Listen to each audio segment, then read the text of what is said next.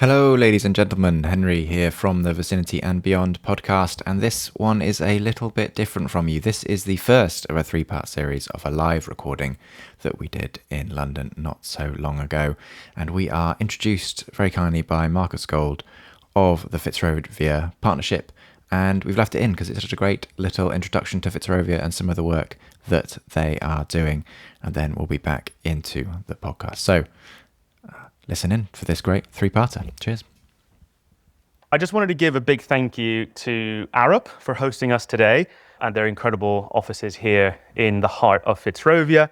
And thank you to all of you for coming from different parts of London, different parts of the UK to be with us this morning. Last week, I was at Reggio Emilia in Bologna at Placemaking Europe Week with some of the people here today. It was bringing together people from all over the world, urbanists, architects, community leaders, urban planners. And they were all asking the same questions we ask here in the UK.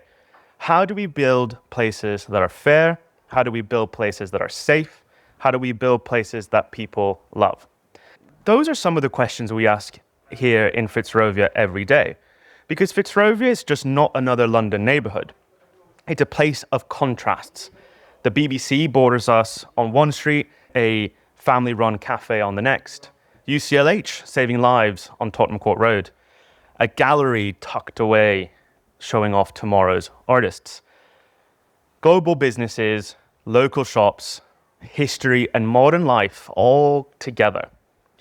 But places like Fitzrovia don't happen by themselves. They don't look after themselves. Streets don't clean on their own, communities don't flourish. It takes people, it takes care, and it takes all of us working together. And that's what the bids are all about, really. It takes all of us working together in one cohesive way. It's very familiar to all of you, so indulge me here in a little bit of a storytelling. I was coming into work one morning and we have our Fitzrover, which is the cleaning vehicle that goes around and does the jet washing, does the watering of the planters. And as he was finishing cleaning one of our benches, I saw a woman come, sit down, coffee in hand, phone in her pocket, just taking a moment, taking all of the area in and having that kind of breath of serenity.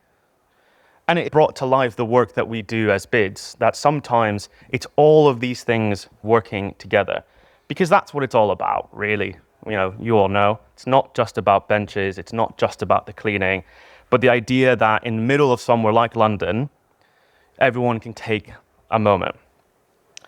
And that's why at Fitzrovia, we're proud to also be looking at the bigger issues. We're the first bid in the UK to become a carbon literate organization, training our staff, training our businesses, and we're really showing that here in central London, we don't shy away from big questions. Sustainability works hand in hand with successful businesses. Because the Fitzrovia of the future, like the Fitzrovia of the past, is predicated on those things coming together. Us bids as facilitators of great places. It's about belonging, resilience, and pride in place. And that's why today matters.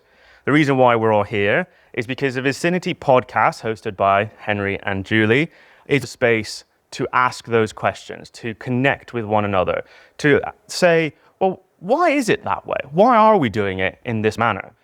It's about being part of a wider community. Just today, we've been talking to a few people to say, actually, bids are one big family. So as the Director of Policy and Place here at the Fitzrovia Partnership, I want to say thank you for coming. Thank you for being part of this first in-person podcast. And again, thank you to ARUP for hosting us in this incredible space. If you take anything away from today, take away the question about how can we work closer together, how can we be one community, and how can we really partner to make our places and spaces better. Again, thank you for coming to Fitzrovia. And with that, I'm going to hand it over to Henry and Julie to kick us off with our podcast this morning. Hello, ladies and gentlemen, and welcome to the first season finale, wrap-up episode, in-person live recording of the Vicinity and Beyond podcast with me, Henry Jinman. Julie Grail. And we are very privileged to have a small audience of dedicated, thought-leading, inspirational people to join us for the discussion today. This is as much about hearing from us as it is from hearing about you and encouraging some debate and discussion. So we are going to kick off, I think, back where it all began, which was our first episode. Julie and I never actually intended to create a podcast series. We intended to film one episode because we wanted to promote and advocate for self-billing for business improvement districts. And this seemed like the best medium, long form, to explain and get into the detail of why we thought that was a good idea. We, as Vicinity, wanted to support it technically to make it easier to do, and Julie had already had success working with Worcester in implementing it. We are a year and a bit on, so let's start where we started. How are we getting on? It's frustrating, isn't it?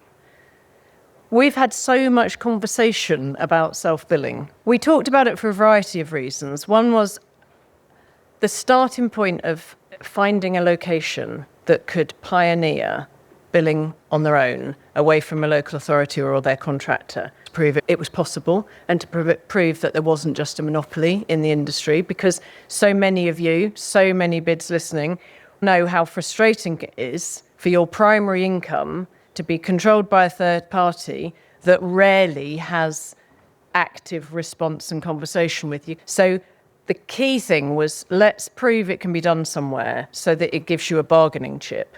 But I really hoped, and still hope, we'll get lots of bids actually collecting their own money. The irony of this, which is not hugely surprising, but huge amounts of appetite to do this, but so little will from a local authority to allow you to do it. And the only way you can do it, and if you listen to the first podcast, is the crux of it all is we've used a contracting out order that was created for a different purpose to enable us to do it, and the local authority has to authorise that. And they won't authorise this for people. But it's given so many people an amazing bargaining chip to say, well, if you're not going to do that, improve this, improve that, reduce my cost, be more competitive, be more responsive. And that's kind of the win at the moment, rather than loads of bids doing self-billing. The feedback we got was, should we have another conversation? Should we do it again? We planned to do one. We thought it would do the job. Actually, got quite a good reaction from everyone. So I think we'll take a Pyrrhic victory for self-billing in that if we've helped give people some leverage over their local authorities to improve their situation, then great. I would still love to see and advocate for it as a solution for bids. I think as for Vicinity, it will be difficult to support it unless we can see 30, 40, 50 wanting to do it and integrate it with our CRM as a technical solution, but would love to see that continue. That got us started, and we thought we'd do another one. And so I thought I would share with you some statistics, as we like to talk about measuring success. On YouTube, our podcasts were viewed, and short videos, a grand total of 23,500 times. Woo! And would you believe it, Julie, that meant that people watched us for 215 hours. Oh, God, how frightening. Yeah. Our most watched full episode was number 9. Is it time for electronic balloting? With 163 people, when I pulled this off, watching the full episode on that. I'm sure we all come back to that as when we get into some of the discussions. But we also launched us onto TikTok. Julie is now TikTok famous because of her views on tourist taxes. But 16,000 views from TikTok and 415 downloads from audio sources. We may not have gone viral, but within our small community of bids and placemakers, we can be pretty proud of what we've achieved with this podcast. We don't want to be recognised in the street, Henry. We want to be able to talk to these people. Exactly. So I hope that you've all had value from it and will continue to have value from it. Certainly when pulling together an analysis of the episodes that we've done, I chucked all the transcripts into ChatGPT and asked it to give us an analysis. I was amazed by just the amount of ground that we'd covered. But before we get too self-congratulatory, I think it's also prudent to be aware that we have critics and people who maybe don't feel the same way. And in order to prepare ourselves Julie, for future comments and criticism, I asked ChatGPT to give us a roasting and see what it thought we could do better. Here are some of ChatGPT's suggestions, and maybe we can use these to look at some of the episodes we've done and see if we can address them. So apparently it's Henry the optimist versus Julie the referee. Every episode is basically Henry trying to build a spaceship out of bid levies and Julie gently reminding him he needs planning permission first. That's about right, isn't it? And so that's the episode where I was pitching different ideas, wasn't it? Part 3 of what makes a good bid, and I made you a bid manager, and he realised just how hard it is. What became clear after an hour, as your eyes looked more and more scared, was just how hard it is to deliver stuff. We get it all the time, why don't they just do this? It just isn't like that, though, particularly when you come from a bid perspective of owning nothing, limited powers, very limited money, very limited resource. So many soft skills are required to actually make things happen. And each time you decided you just couldn't do anything on the street that day. That's it. Yeah, I gave up. You were trying to be the bid manager. Yeah. So, yeah, I guess I'm a bit of a referee, but those of you that know me know that.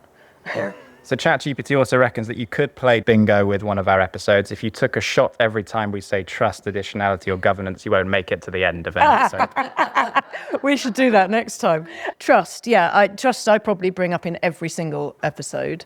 Additionality, that number 2 podcast was about baselines and additionality, and it comes back through so much of what we've done, and it will come up today, I'm absolutely sure. It's in some questions. Governance is one of my specialist subjects, so that's inevitable. Yeah, is it podcasts or policy seminars? It's the only podcast where people get genuinely excited about governance frameworks. That's me. I am a geek, self-confessed. Forget true crime or celebrity interviews. Our listeners are here for conflict of interest policies. Occasionally, we should be handing out CPD credits. That's a good idea. We haven't done that yet. Take all that. Plot twists that never come. Our cliffhangers are thrilling. Our bids taking on too many essential services. Spoiler alert, yes, probably, but also maybe it's complicated.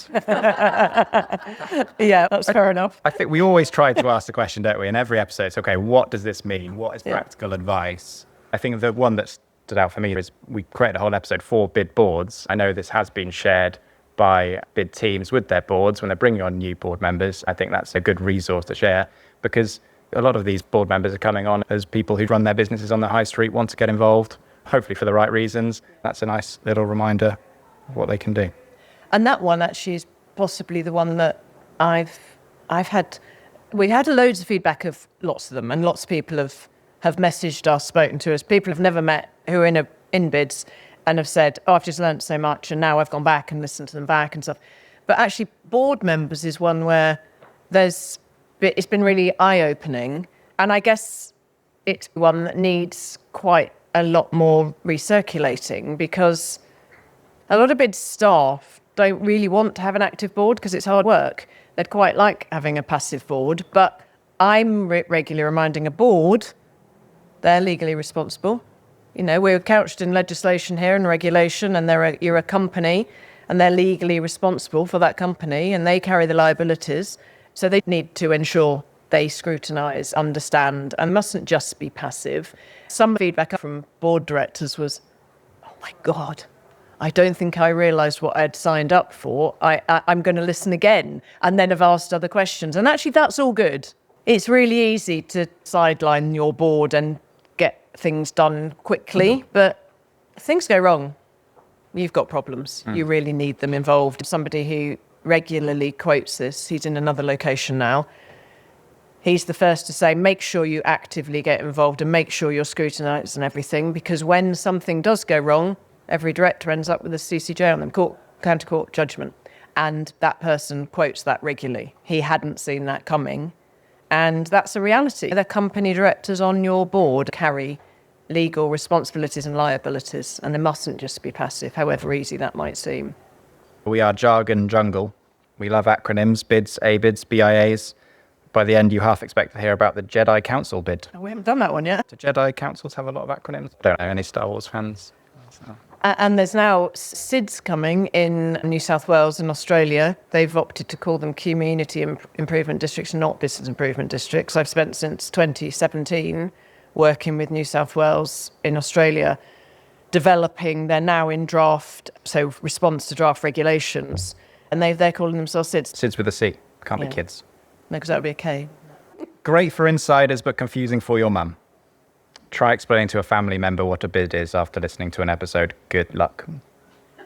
Inappropriate to say confusing for my mum because she has such dementia, everything is confusing. But that it puts me in the mind of, we often, all of you and lots of bids that I know, we often have that conversation of, when you go to a dinner party on a Saturday night with friends that you haven't met, friends of friends, how do you explain what your job is? It's hard, isn't it? It's really hard. So, yeah, I don't think any of us have nailed it. We all have these sort of one-liners. We all have these sort of elevator pitches of trying to explain what it is we do. But, yeah, it is confusing. And we are all a little bit different, even though we're kind of in the same broader mould. I do wonder whether there's a, and maybe this can come in later when we discuss what could be future of the podcast, but is there a role in trying to broaden the reach of what placemakers do to a broader community? Because bids suffer from this, right? That they're just not known, confused as being part of the local authority. We have created a podcast for insiders. That is true. There are a lot of acronyms and jargon. That's why the views we have are in the thousands, not the hundreds of thousands. It's when we start talking about, kind of Venice really to tour tourists that we start getting into some bigger numbers rather than the bid specific stuff. But I guess that speaks to what do we want this to be? What does the community feel they want from a podcast? If it's going to represent the community, is it about CPD credits or is it about advocacy? These guys can help us later on that Absolutely. one. I don't really want to become Rory Stewart. And I'm not sure you're Alistair Campbell. Are we that way around? But they're both centralists, so. That's it. Where are the angry levy payers? We've never had a local shopkeeper shouting, I never voted for this on air. Maybe that's season 2 material. Oh, I mean, that's a really good point, isn't it? Because, of course, they exist. It's really important that bids are democratic and that it's all those things. It's all that jargon and those geeky comments that I come back to all the time. We have to be inclusive. We have to be open. We have to be transparent. We have to be accountable. We have to do consultation well. We have to be absolutely open to dialogue with everyone that can vote for us and is going to pay for us. But equally, we've got to be able to achieve things. And we can't be dragged down to the lowest common denominator and not achieve anything. And there are anti-lobbies and there are businesses in individual locations that either don't like the establishment, don't like that particular bid, don't like some of the services, and we should be listening to that. That's actually really, really important. Maybe that's something for the next series too. Yes, getting some more voices involved. Okay, so when we look back and the episodes, we covered a lot of ground, as we said. So we started with self-billing. We moved on to our bids taking on too many essential services. We had a 3-part series looking at what makes a good bid. This is really when we got into the standards and governance. Welcome to the bid board. That video to be shared with others. Accommodation bids, mission creep. Oh, that was tricky, wasn't it? Well, it's good to get some debate going and hear the different sides of the arguments. And then we went across I went across the pond to Canada and had a very interesting session with Rachel Braithwaite there, telling us about what's going on in Canada and the challenges they're facing and looking at the similarities and differences before we came back to the UK for electronic voting and then back around for bids. Are they going to be victims of their own success? Is there anything at this point you want to draw on from our series? Any trends, themes spring out to you? A couple of things are going to probably come up later, but electronic voting is a real one close to my heart. The conversation inevitably became, how does a ballot work currently and what are all the pros and cons? And we got into the weeds of that, which I loved because I love the detail. Bless you all for having to go through it every 5 years. Because that was going to be a short one. It didn't end up short, did it? And I got into my absolute specialist subject or pet thing of turnout threshold that we should absolutely have.